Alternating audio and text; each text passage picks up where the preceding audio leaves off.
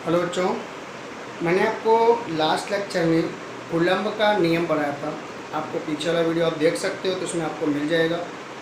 ठीक है, आज मैं आपको कूलम्ब का नियम पढ़ाने के बाद मैंने आपको बोला था कि आज मैं जो पढ़ाने वाला था वो था कूलम्ब के नियम का सदिश स्वरूप। वापस सुन लो, आज हम जो पढ़ने वाले थे सीधा टॉपिक पे आते हैं। आज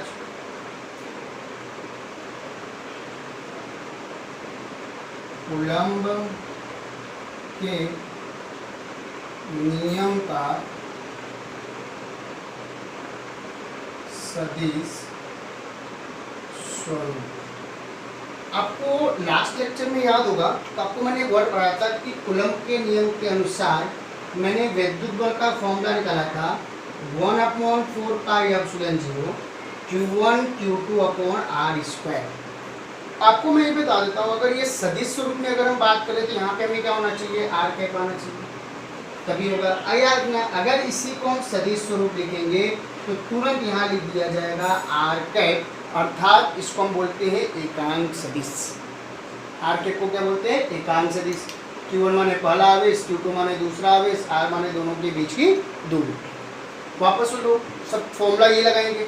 हमने वापस बता देता हूँ, एक बार लिख देता हूँ यहाँ पे। हमने लास्ट लेक्चर में बताया था कूलम्ब के नियम के अनुसार जो फॉर्मूला मैंने आपको बनाया था वो फॉर्मूला था F बराबर 1/4πε0 Q1 Q2/r²। मैंने आपको बोला पीछे 11th में भी पढ़े हो, अगर यहाँ पे हम सदिश स्वरूप लगाएंगे तो तुरंत केवल यहाँ आर कैप अर्थात एकांक सदिश दर्शाएगा। एकांक सदिश माने वो एक्स अक्ष में है कि वाई अक्ष में है कि जेड अक्ष में, पता नहीं है, इसलिए हमने आर कैप लगा दिया। आर कैप को हम क्या बोलते हैं, एकांक सदिश। अब जैसे कूलम्ब के नियम का हमें सदिश स्वरूप पढ़ना है तो ध्यान देना। जैसे हमने ले लिया इसमें 3 अक्ष ले लिया, एक्स अक्ष, वाई अक्ष एंड जेड अक्ष। अब बात में ये भी आती है कि यहाँ पे एक्स अक्ष, वाई अक्ष और जेड अक्ष ऐसा कुछ नहीं। आप यहाँ एक्स ले लो, यहाँ वाई, यहाँ जेड, की कोई तकलीफ नहीं है। मान इसमें 2 आवेश लिया, पहला आवेश हमने लिया Q1 और दूसरा आवेश हमने लिया Q2। अब ये भी बात आती है भाई, जब 2 आवेश लिए तो इसकी स्थिर सदिश है, यहाँ से इसकी दूरी भी होगी, तो पहले की स्थिर सदिश और दूसरे की स्थिर सदिश भी होगी।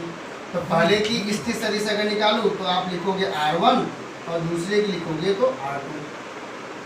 वापस समझ लो, पहले मैंने क्या बोला, हमने ये बोला कि भाई कूलम्ब के नियम का सदिश स्वरूप लिखना है तो हमने पहले माना कि 2 आवेश लिए Q1 और Q2। हमने यहाँ सदिश स्वरूप की बात करो इसलिए हमें अक्ष बताना पड़ेगा, इसलिए हमने एक्स अक्ष, वाई अक्ष, जेड अक्ष लिया, जिसमें 2 आवेश लिया Q1 और Q2। अभी जहाँ पे उसकी मूल बिंदु से कुछ न कुछ दूरी होगी, इसलिए मूल बिंदु से दूरी हमने क्या लिया, R1 और R2। प्रॉब्लम ये भी है कि ये वाला बल इस पे लगाएगा और ये वाला बल इस पे लगाएगा, मतलब ये वाला जब इस पे बल लगाएगा, पहला वाला दूसरे पे लग किस पे रहा है, दूसरे पे, किसके द्वारा, पहले के द्वारा, इसलिए हम लिखेंगे इसे F21। और अगर दूसरे के द्वारा पहले पे लगे तो उसे लिखेंगे F12। बात हमें ये भी आती है कि ये तो मैंने आपको बता दिया, अब इसको प्रूव करना है। पहले हमने जो माना पहले वो मान के लिखोगे। तो हमने पहले क्या माना, 2 बिंदु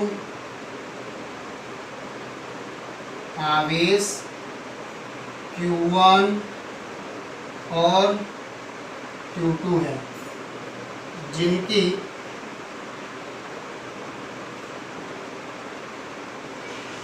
स्थित सदिश या उसे बोल सकते हो मूल बिंदु से दूरी, स्थित सदिश क्रमशः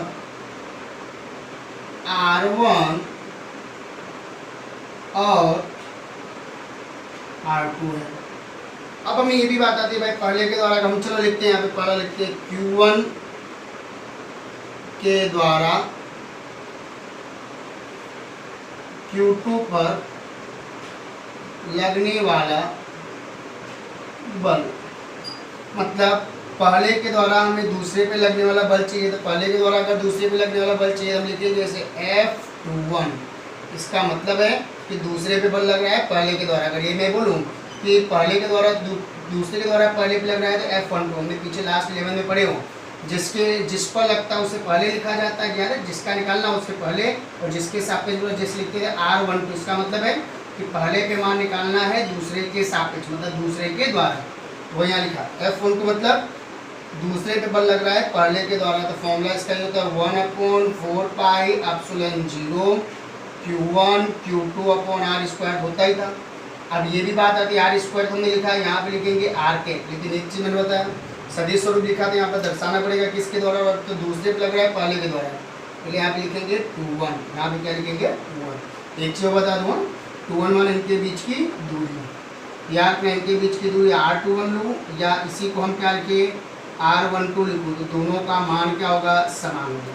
चाहे तो इसे हम सदिश स्वरूप में इसको ऐसे लिख सकते हैं 2 1, तो 1/4πε0 Q1 Q2 upon mode of vector R21 का स्क्वायर इंटू आर कैप 2 1। या मोड ऑफ करने का मतलब ने बताया था कि अगर वेक्टर कोई भी वेक्टर उसका मोड ऑफ करो तो वेक्टर हट जाता है, तो बस ये देखो वेक्टर नहीं है, वेक्टर लगाने के लिए इसका मोड ऑफ कर दिया। इसी प्रकार अगर हमें Q2 के द्वारा Q1 पर लगने वाला वैद्युत बल अगर निकालना हो तो आपका देखो दूसरे के द्वारा निकालना है पहले पे, इसलिए लिखा 1 2, मतलब पहले पे बल लग रहा है दूसरे के द्वारा सदिश स्वरूप है, इसलिए हमने यहाँ पे क्या लिखा वेक्टर ऊपर लगा दिया। अब इसका फॉर्मूला अगर पूछा जाए क्या होगा, तो वही फॉर्मूला होगा 1/4πε0 Q1 Q2 upon mode of vector R12 का स्क्वायर लिख यहाँ R कैप 1 2। एक चीज मैं बता दूँ, यहाँ दोनों की दूरी समान की दिशा अलग होने की वजह से हम यहाँ R12 अगर लिखूँ तो कैप को, तो इसको अगर 2 1 लिखूँ तो तुरंत क्या आ जाएगा माइनस आ जाता है। मैंने आपको लास्ट लेक्चर में वहाँ बढ़ाया था 11 में, जैसे A क्रॉस B हो, अगर इसको उल्टा लिखूँ तो तुरंत आपका माइनस हो जाता है, दिशा बदला तुरंत माइनस। इससे बड़ी जगह पहले के द्वारा दूसरे पे, अब दूसरे के द्वारा पहले पे, तो दिशा बदलने की वजह से यहाँ पे माइनस है, बाकी वो माइनस से कोई मतलब नहीं है। अगर यही कीमत यहाँ रखा जाए तो F12 बराबर आएगा 1/4πε0 Q1 Q2 अपॉन R12 की जगह मैं R21 लिख सकता हूँ, कि दोनों का मोड ऑफ करने पे बराबर होगा, और यहाँ पे क्या लिखेंगे माइनस R21, ये माइनस आगे आ जाएगा, तो 1/4πε0 Q1 Q2 upon mode of vector R21 का स्क्वायर इंटू R21 का क्यूब। इसको समीकरण 1 माना था, देख सकते हैं इसको समीकरण कितना मान लिया 2, हम लिख सकते हैं समीकरण 1 से। समीकरण 1 से लिखा जाए तो F12 बराबर हम लिख सकते हैं माइनस F21, अर्थात इतने की जगह हम लिख सकते हैं F21, तो आपका दोनों का मान बराबर है। अर्थात ये आपको याद है कौन सा नियम का अप्लाई होता है, न्यूटन का तृतीय नियम अप्लाई होता है, जितना बल पहले के द्वारा दूसरे पे लगेगा उतना ही बल दूसरे के द्वारा पहले पे लगेगा। वापस मान लो कूलम्ब का नियम, अगर भाई सदिश स्वरूप में पूछा जाए, सदिश स्वरूप मतलब उसको हमें क्या करना है भाई कैप में लिखना है, तो पहले हमने मान लिया 2 आवेश दिए Q1 और Q2, ऐसा मानना हम आपको 11 में चैप्टर नंबर 8 में बताया था, गुरुत्वाकर्षण से बल। जैसे 2 लिया Q1 और Q2, 2 आवेश लिया जिनकी स्थिति सदिश क्रम से क्या माना R1 और R2। अब ने यहाँ लिखा भी माना कि 2 बिंदु आवेश Q1 और Q2 है जिनकी स्थिति सदिश क्रम से R1 और R2 है। अब हमने क्या किया, पहले पे बल निकालना हो पहले के द्वारा दूसरे बल निकालूंगा, हमने बताया जिस पे निकालना हो उससे पहले और जिसके द्वारा बोले उससे बाद में। जैसे हमने F12 लिखा, इसका मतलब दूसरे पे लग रहा है बल पहले के द्वारा, मतलब इधर जाएंगे।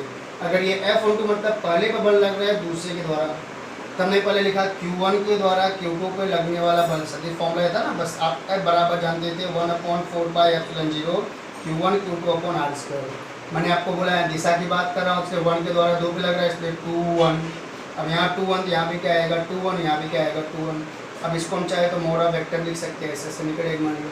ये उल्टा लिखूँ, Q2 के द्वारा Q1 पे निकालूँ तो Q2 के द्वारा Q1 पे लगने वाला बल निकालूँ तो वही सब कुछ होगा, बस यहाँ क्या हो जाएगा 1 2 और यहाँ पे 1 2 हो जाएगा। लेकिन हाँ अब ध्यान देना, दोनों की ये दूरी तो समान है, मतलब मोड ऑफ दोनों की दूरी समान, लेकिन दिशा उल्टने की वजह से ये माइनस हो जाएगा, बाकी ये तो कीमत प्लस में रहेगी। अब हमने क्या किया, पूरा यहाँ पे रख दिया, ये माइनस हमने आगे लिख लिया। इतनी जगह हम क्या करेंगे समीकरण 1 से रख सकते हैं, आपको ऐसे पूछा जा सकता है दूसरे से कि सिद्ध कीजिए कि कूलम्ब का सदिश स्वरूप न्यूटन के गति के तीसरे नियम का पालन करता है। देखो तीसरे नियम का पालन किया कि जितना पहले पे दूसरे के द्वारा बल लग रहा है उतना ही दूसरे पे पहले के द्वारा बल की दिशा विपरीत होती है। ये आपका हो गया न्यूटन कूलम्ब के नियम का सदिश स्वरूप। थोड़ा सा इसमें आगे लिखना है, अभी वापस एक बार समझ लेते हैं। कूलम्ब के नियम का सदिश स्वरूप मैंने आपको बताया। पहले माना कि दो आवेश Q1 और Q2 लिया, वापस समझ लो।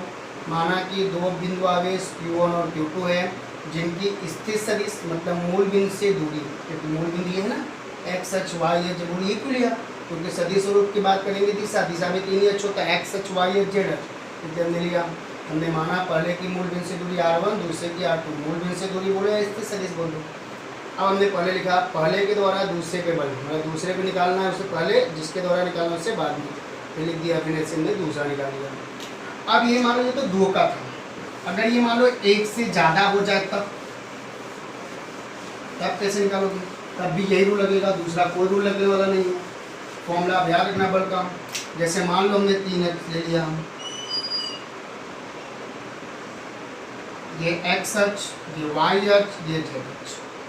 मान लो यहाँ पे हमने Q1 आवेश लिया, यहाँ पे मान लो Q2 आवेश लिया, यहाँ पे मान लो Q3 आवेश लिया, यहाँ पे मान लो Q4, ऐसे बहुत से ले सकते हैं। अपने लिखते थे ऐसे 11th में कि पहला द्रव्यमान M1, दूसरे का M2, तीसरे का M3, डैश डैश डैश जितना होता था ML लिख देते थे, क्योंकि हर का लगले निकाल नहीं सकते थे। यहाँ भी एक से ज़्यादा अगर करो कैसे निकालोगे? हमने एक से ज़्यादा कर ले लिया। अब इसमें सबकी दूरी मानोगे, मान लो जो पहला है इसकी दूरी हम माने तो लिख लो R1, इसकी दूरी माने तो इसका लिखोगे मान लो R2, इसकी स्थिर सदिश माने तो क्या मानोगे R3, इसकी स्थिर सदिश मानो तो क्या मानोगे Rn, क्योंकि मूल बिंदु से है इसलिए हमने स्थिर सदिश लगाया। अब इस पे बल कितने लगेंगे? अब आपको किसी एक पर निकालना, चाहे जिस पे निकालो, चाहे 1 पे निकालो, चाहे 2 पे निकालो, चाहे 3 पे निकालो, चाहे n पे निकालो। तो हम तुम्हारे बुक में 1 पे निकाले इसलिए 1 पे निकाल देंगे।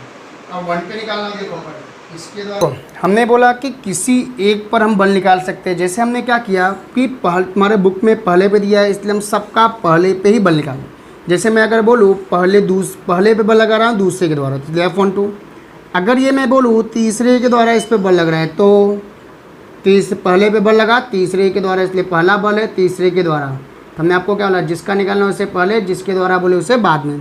जैसे n के द्वारा निकालना हो तो इसे हम ऐसे लिख सकते हैं F1n। इसका मतलब है कि n पर निकालना है किसके द्वारा, पहले पे निकालना है किसके द्वारा, n के द्वारा। वापस समझ लो, जैसे हमने बल कूलम्ब का क्या किया, एक से ज़्यादा पे बल निकालना हो तो हमने 3 आवेश लिए Q1, Q2, Q3 dash dash dash Q1 ले लिया। सबकी स्थिर सदिश माना पहले का R1, दूसरे का R2, तीसरे का R3, चौथे का Rn।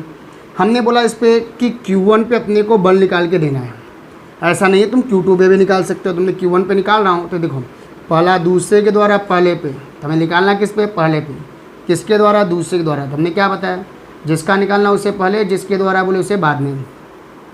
ऐसे तीसरे के द्वारा पहले पे, फिर n के द्वारा पहले पे, सबका बल निकाल लिया। अब हम क्या करेंगे, मानेंगे कि माना बिंदु आवेश क्रमशः Q1, Q2, Q3 dash dash dash Qn है, जिनकी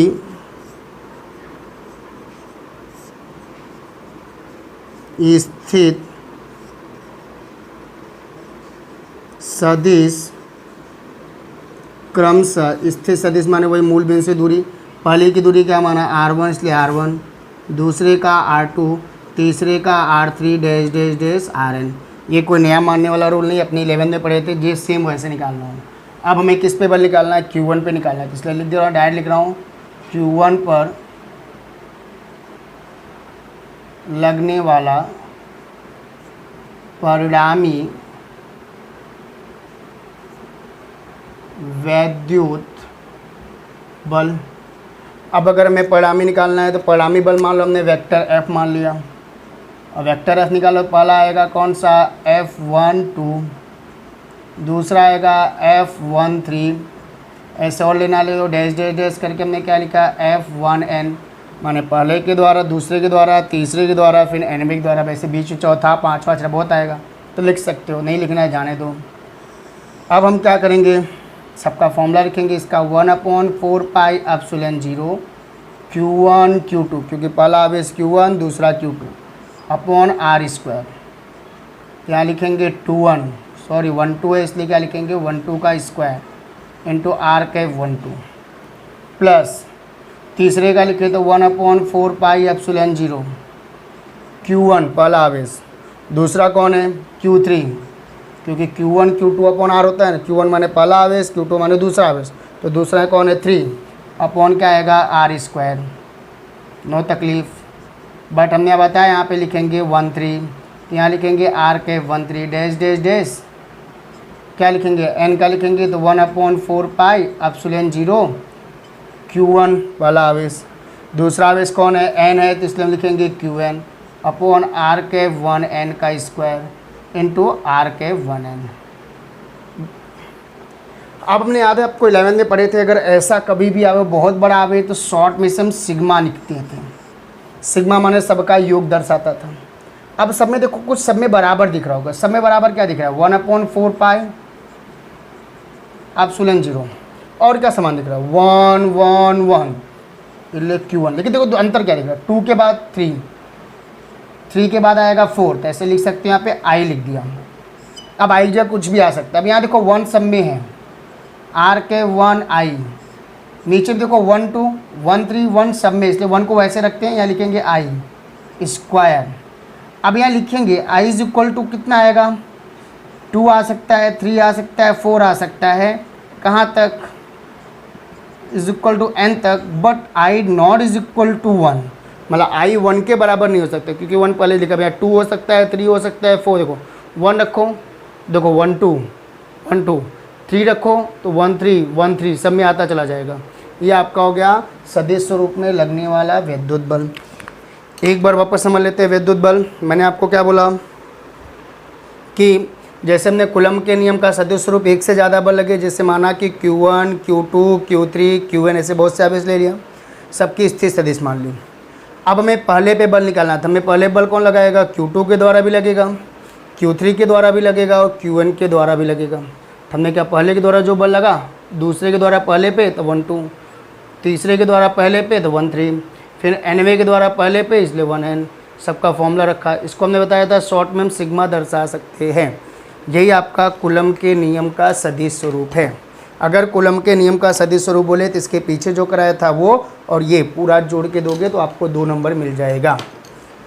अब आपका आता है भाई कूलम का नियम तो हो गया। अब हम पढ़ेंगे सर विद्युत क्षेत्र। मैंने आपको लास्ट लेक्चर में जब आपको स्टार्टिंग किया था मैंने आपको बताया था कि चैप्टर का नाम ही था कि विद्युत आवेश और विद्युत क्षेत्र। तो आज हम पढ़ेंगे विद्युत क्षेत्र के बारे में। कोई नया नहीं है, विद्युत क्षेत्र को इंग्लिश में कहते हैं साहब इलेक्ट्रिक फील्ड। बात हमें आती है साहब कि इलेक्ट्रिक फील्ड आपका मतलब विद्युत क्षेत्र आपका है क्या, कोई नया नहीं है। आप 10वीं पढ़े होंगे तो 10वीं में आप लोग एक चुंबकीय क्षेत्र पढ़े होंगे। जैसे हम चुंबक लेते थे वहाँ लिखते थे N और S। आप ऑब्जर्व किए होंगे कि चुंबक से थोड़ी दूर पर अगर लोहे के कण को रखूँ तो अपनी ओर क्या करता था, आकर्षित करता था। क्यों करता था, क्योंकि चुंबक इस लोहे के कण को अपनी ओर आकर्षित क्यों करता था, क्योंकि चुंबकीय बल लगता था। क्यों लगता था, यहाँ तो कुछ है नहीं जुड़ा। क्यों, क्योंकि इसके चारों ओर एक काल्पनिक क्षेत्र होता था, हमें जो दिखाई नहीं देता इसलिए काल्पनिक बोला। काल्पनिक क्षेत्र होता था जो इसको अपनी ओर क्या करता है, आकर्षित करता है। जो अपनी ओर क्या करता है, आकर्षित करता है। तो इसी काल्पनिक क्षेत्र को हम चुंबकीय क्षेत्र कहते हैं। मतलब कि जहाँ तक अपने को चुंबकीय बल लगे, चुंबक के चारों ओर जहाँ तक चुंबकीय बल लगे उसी क्षेत्र को हम कहेंगे चुंबकीय क्षेत्र। अपनी भाषा में समझ लो। जैसे आप कहते हैं झगड़ा करते हो तो आप क्या करते हो, बोले हमारे एरिया में आके मिलो। अब हमारे एरिया में आके मिलो मतलब क्या, कि जहाँ तक आप उसको मार सकते हो।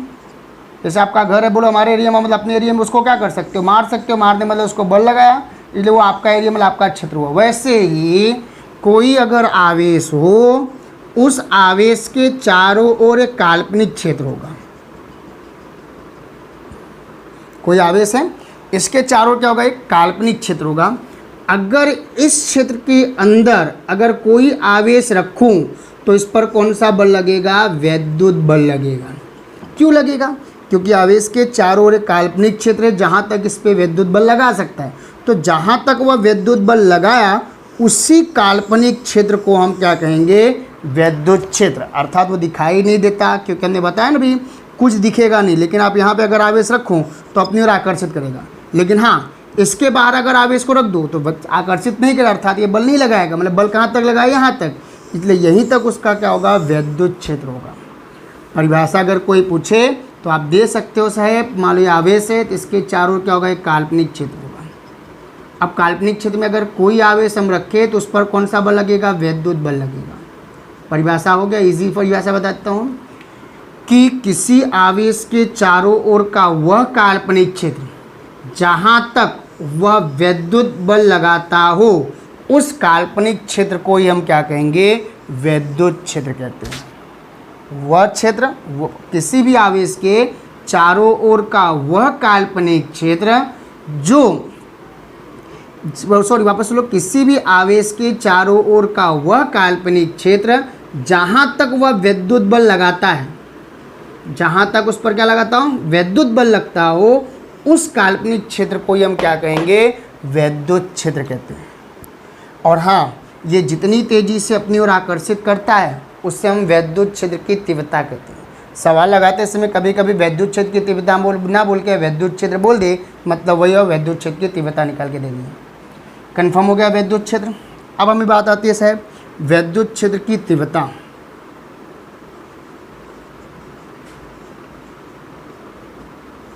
एक बार वापस समझ लेते हैं।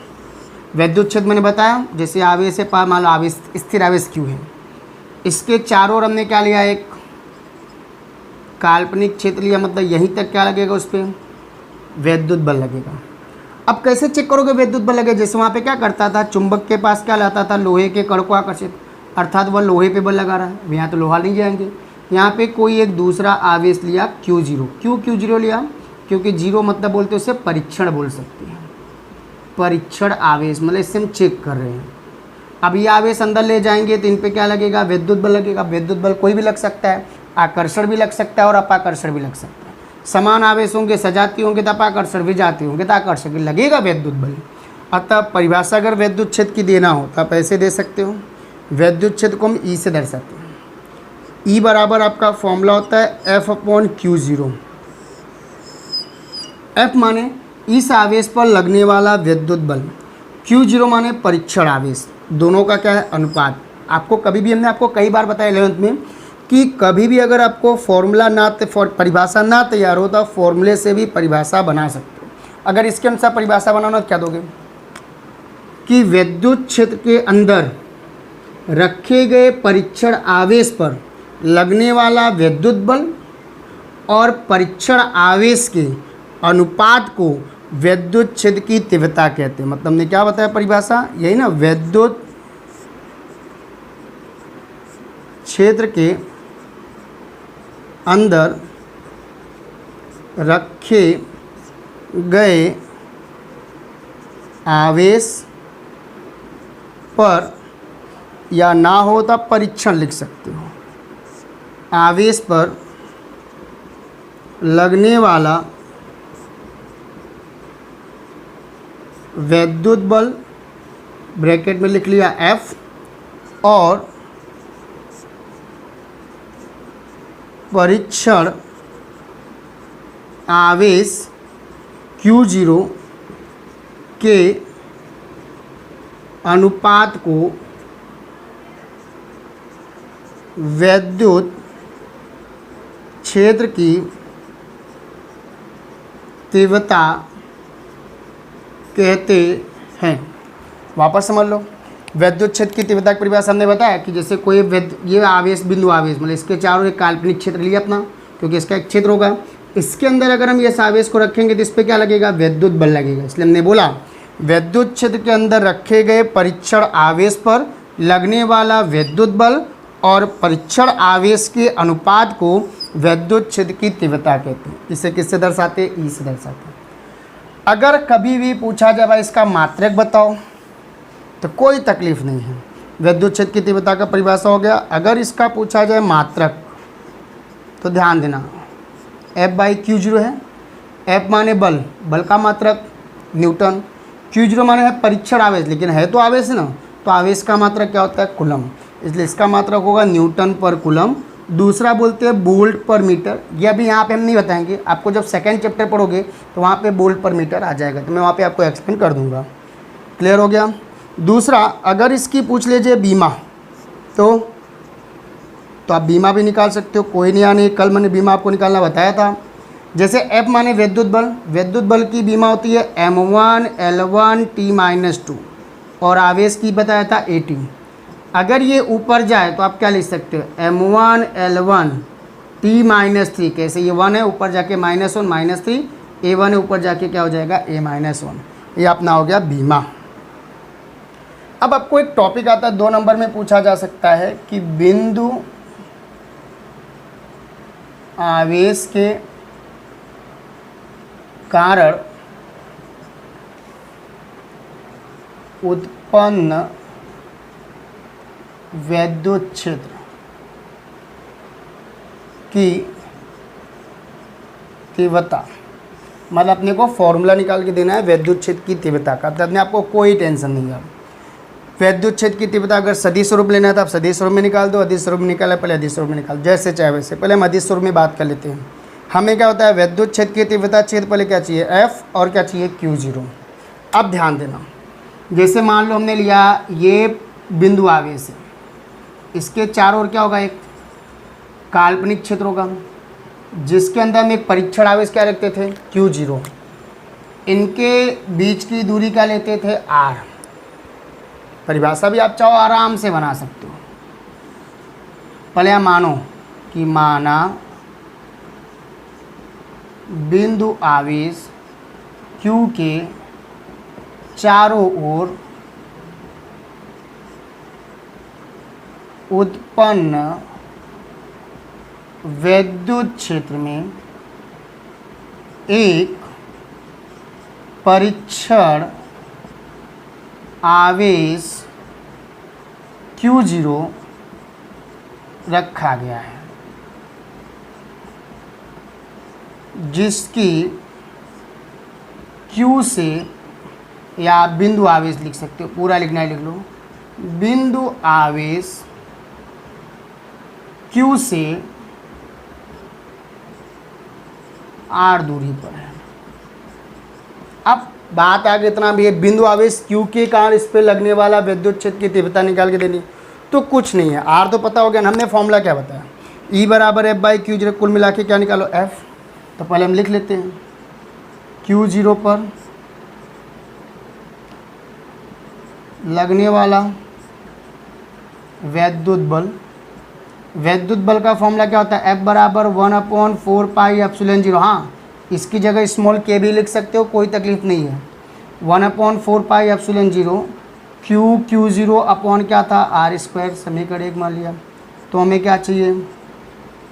विद्युत क्षेत्र की तीव्रता। अब बात यहाँ आती है विद्युत क्षेत्र की अगर तीव्रता निकालनी हो तो तीव्रता का फॉर्मूला क्या होता था? E बराबर F/Q0। कुछ नहीं करना है, 1/Q0 तो ही। F का मान क्या है? 1/4πε0 Q0 upon R²। Q0 cut, तो अपना आएगा 1/4πε0 Q अपॉन R²।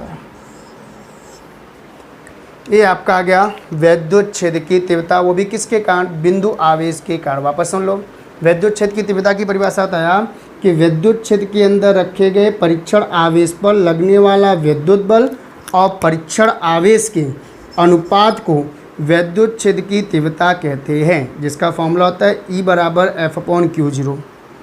अगर इसका मात्रा पूछा जाए भाई तो न्यूटन पर कूलम या वोल्ट पर मीटर, ये आपको मैं आगे बताऊंगा, लेकिन न्यूटन पर कूलम कहाँ से है? F को माने बल, बल का मात्रक न्यूटन, आवेश का मात्रक कूलम, बीमा ये होगी। अगर कभी कभी पूछा जाता है भाई बिंदु आवेश के कारण उत्पन्न विद्युत क्षेत्र की तीव्रता, हमने माना पहले बिंदु आवेश क्या माना? Q, परीक्षण आवेश क्या लाया? Q0, तो पहले लिखा, माना कि बिंदु आवेश Q के चारों ओर उत्पन्न विद्युत क्षेत्र में एक परीक्षण आवेश Q0 रखा, जिसकी Q से दूरी कितनी है? R है।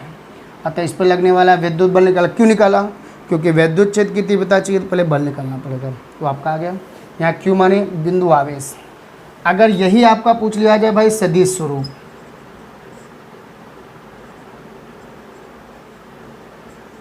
सदिश स्वरूप में तब तो बस कुछ नहीं, यहाँ वेक्टर लगा लेंगे, यहाँ लिखेंगे 1/4 pi epsilon 0 Q/r² into r cap. यहाँ पे आर स्क्वायर लिखो, अगर इसे वेक्टर में लिखना है तो मोड ऑफ कर दो। ये आपका आ गया सदिश स्वरूप। अब इसके आगे थोड़ा सा जोड़ देते, क्योंकि 2 नंबर चाहिए तो थोड़ा बड़ा लिखना पड़ता है, क्योंकि भाई 12th में हो। अगर इसी का सदिश स्वरूप मान लो एक से ज़्यादा आवेश हो, कहीं एक बिंदु पर निकालना हो, इसी का आगे सदिश स्वरूप में जोड़ देते हैं। जैसे मान लो ये 3 अक्ष ले लिया, x, y एंड z। अब इसमें बहुत से आवेश होंगे, मान लो ये Q1 है, ये Q2 है, ये Q3 है, ये मान लो Qn है। हमें क्या करना है, इस Q0 आवेश पर वैद्युत क्षेत्र या बिंदु P पर क्या करना है, वैद्युत क्षेत्र की तीव्रता निकाल के देनी है। तो इसको निकालने से पहले सबकी दूरी लिखूँ।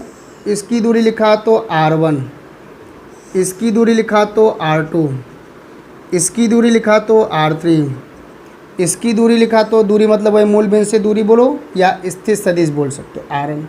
हमें P पे निकालना है, तो P पे कौन लगाएगा, पहला लगा सकता है तो E1 लिख लिया सदिश में।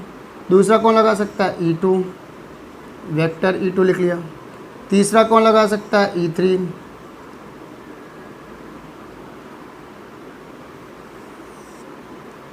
थोड़ा तिरछा हो गया, जगह कम है, E3। फिर कौन लगा सकता है, Rn, तो क्या आएगा, En। अब जितना लगा सबका अलग अलग निकालो। पहले मानोगे, जैसे माना यार ना, ये लिखोगे नहीं तो आपके मार्क्स कट जाते हैं, ये लिखना पड़ेगा। तो यहाँ लिख लेते हैं ऐसे, माना बिंदु आवेश क्रमशः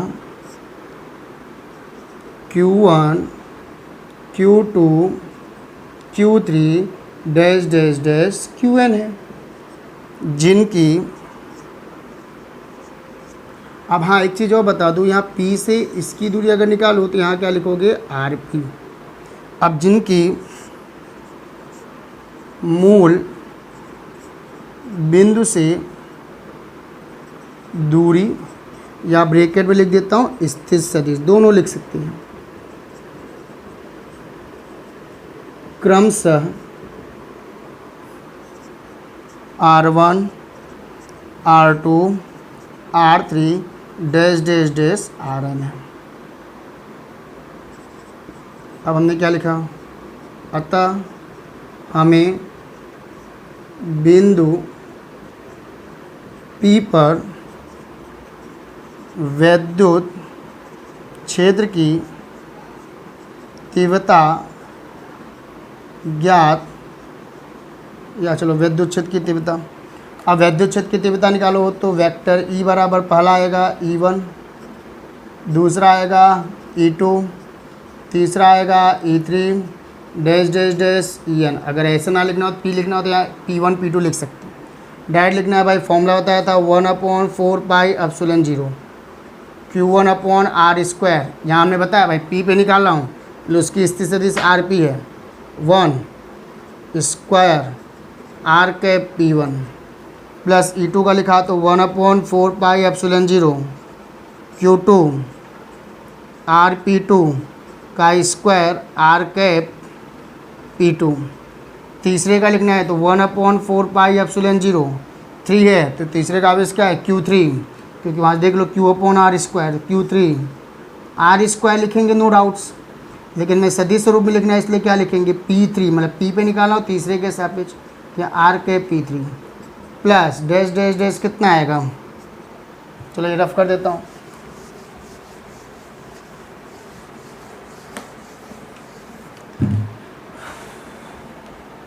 प्लस डैश डैश डैश क्या आएगा, 1/4 pi epsilon 0 Qn upon R vector R का स्क्वायर, यही था ना।